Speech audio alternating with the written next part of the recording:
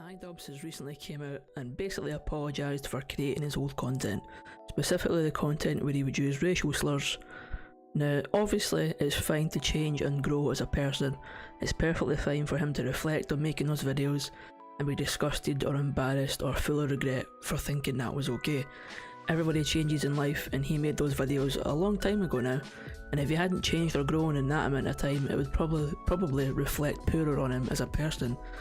And I say this as somebody that used to watch his content a lot. I loved watching bad unboxing, the Kickstarter craps, and the content cops obviously, and I never really realised the seriousness of those words. I was in my early teens and I loved and still love offensive or edgy humour, but looking back on it at age 23, it's just not funny. It's not funny to say slurs for a bunch of teenagers on the internet. There's a big difference between what he was doing in some of his videos and actual offensive or dark or edgy humour, because those types of humour aren't just saying horrible shit in front of an audience and them laughing at it. There has to be a reason it's funny, and as far as I can remember, he was just saying slurs for shock humour, for shock value. And I don't doubt a lot of his videos caused quite a few kids to be dickheads, especially to black or gay kids. But the thing about that is, they were probably like that anyway.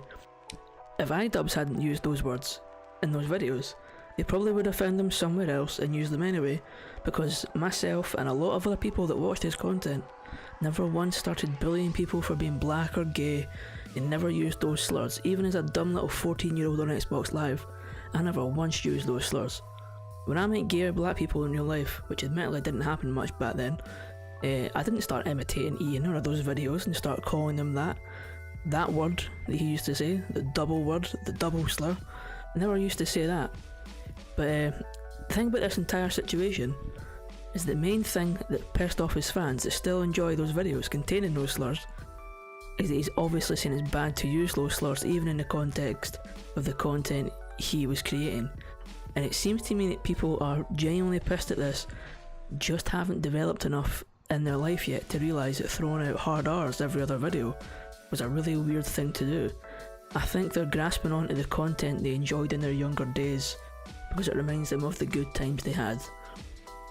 Now, if you were to tell anyone anywhere that their fond memories of good times were actually horrible and terrible and fucking hurt people, they would probably get pissed off as well. It's probably a natural reaction. But at the same time, he says he didn't realise when he was making them that what he was saying was bad, and he didn't realise the kind of audience he was building. And to that I have to say, how the fuck did you not realise that? How did you not realise what type of audience you were building? You were 28 years old. You weren't a child that wasn't smart enough to realise the weight that those words carried. He was a grown man. How the fuck did it take till he was in his 30s to realise that a significant amount of the audience you built were antisocial weirdos that just enjoyed hearing slurs being said? That type of person will obviously be drawn to a major creator saying that kind of thing. Maybe he was blind to it because of the popularity of the videos, I don't know. Pardon me. Maybe he was blind to it because of the popularity of the videos at the time, I don't know, but it's strange that it's taken him till the last couple of years to realise what kind of people a portion of the viewership was. Maybe it was seeing how people treat his wife online that triggered this growth. Maybe it was seeing his wife get absolutely destroyed and targeted that made him realise some of his viewership, his audience, aren't people that he likes. Though saying that he should have known not to do that back then, he definitely seems to be making himself feel way too bad about the situation. The way he talks about the videos that he made, you think he would fucking stomping on puppies while screaming the N-word. That's not what he did. He made YouTube content that included slurs sometimes. It was a bad thing to do, and it attracted some people that he didn't like to his content. But it's not like he was out there telling 12-year-olds directly to start calling their classmates the N-word or be homophobic. He definitely needs to come to terms with himself, because he shouldn't be beating himself up so bad over this. He's calling his content cruel now as well, which is just bizarre. He apologised to everybody that he'd done one on. But call me crazy, I don't think people like Keemstar and Rice Gum deserve apologies for the content comments he made on them. He made very valid points about their content and about them as people. Let's not forget how much Keem also used the N-word. But he didn't use them in a comedic intention. Everybody remembers that fucking video. Let's everybody in chat call Alex. You know what I mean? That's not a comedic fucking thing. That's inciting people to be racist to someone. Rice Gum asked a rape victim if it felt good, and has scammed so many children out of their money. He might as well be one of those claw machines in an arcade. The majority of his content comps were full of valid points about people's content. They weren't cruel, and to say that's ridiculous. Genuine criticism isn't cruel by nature. If he just attacked everybody personally and made fun of menial things about them, maybe you could call them cruel, but he didn't do that, so they aren't, in my opinion, cruel. A lot of people seem to think his wife Anissa has a lot to do with his sudden growth as a person, but that she somehow manipulated him into becoming the man he is right now, instead of letting him be himself or find his own way. I don't have a magic fucking crystal ball to see into their relationship. I don't know the dynamic they have in their marriage, but could it be that she's done everything that his pissed off fans say they have? Maybe, but I'd say it's a bit of a stretch. Until there's actual proof of that, I wouldn't put any weight behind it. A lot of people seem to think his wife Anissa has a lot to do with his sudden growth and change as a person.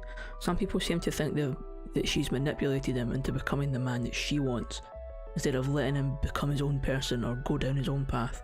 Now, I don't have a magic crystal ball to see into their relationship. I don't know what their dynamic is. Could she have done everything that people that are pissed off have said? Could she be a big manipulator?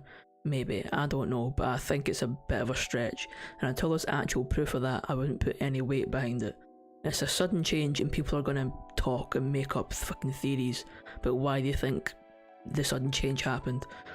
And she, as far as I know, is the only big change in his life in the last few years.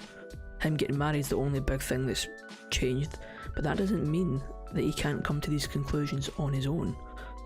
We as viewers don't know anything about his actual life. To say that everything that's happened with him recently is down to Anissa is infantilising him to an incredible degree. He's 32 years of age. He's fully capable of coming to these conclusions on his own. All he had to do was go and watch his old content, and if he clearly didn't like it, then he's going to start changing as a person. He's going to start to come to conclusions on his own. The people saying this are probably just grasping at straws because they can't think of any other way that for their favourite creator to have changed in such a drastic fashion, other than being forced by somebody else. And I can't get behind that idea. I think he's probably came to this conclusion by himself. Is his new direction going to be good for him? Who knows? Who knows? Is his new content going to be good? Probably. Despite him believing he can't entertain without being edgy, it's obvious he can. He's done it already and he did it in the past. I guess we'll just need to wait and see where he goes with this. Maybe he'll do more documentaries like he did with Full Force and the failed Sam Hyde documentary. We'll find out, I guess, but thanks for watching. Hope you had a good time. Bye.